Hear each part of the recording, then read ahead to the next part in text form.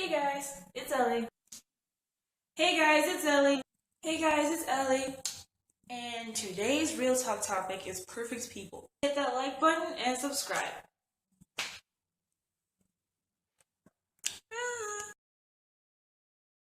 Here in the corner is Ellie, and today we have another installment of Candy Club. Here in the corner is Ellie. My hand went that way. Hey, we're recording this infomercials, and we went to the free seminar. It wasn't necessarily that we were sold on the millionaire part, it was just the fact that my husband had those interests at the same time that the infomercial came. So we were like, okay, well, it's a real estate seminar, so how about we go since you wanted to do this anyway? And it all just kind of meshed together. And just a side note, every free seminar wants to sell you something. So just go to them, get as much free information as you possibly can until you can have enough money to buy the actual product that they're selling. I was 19 and my husband was 20, but we felt the pressure of time. But we had a pressure of time for a reason. I was pregnant at that time. So while Malik worked, that's my husband's name, I studied my butt off. For forever, we've been doing New Year's resolutions. And I have nothing against New Year's resolutions. I think they're a beautiful thing. I think they're a good way to reset your life. The beginning of the year is always a good time.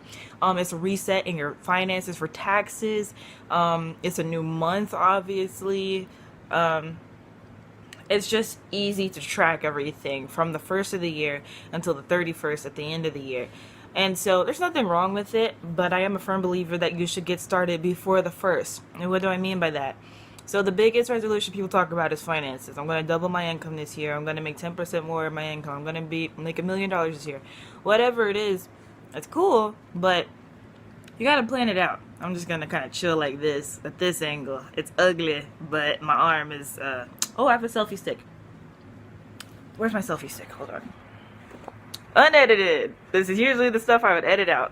But see, we're struggling right now, so I won't be able to do that. Over the past few years, YouTube has been a great part of my life, and I'm so glad I was able to not only see how my video editing and recording developed over the past time, but also how I developed as a person in those times I was going through when I was filming. And basically YouTube was like basically a video diary, and I'm so glad I got to share it with you all. Don't forget to subscribe. Thanks.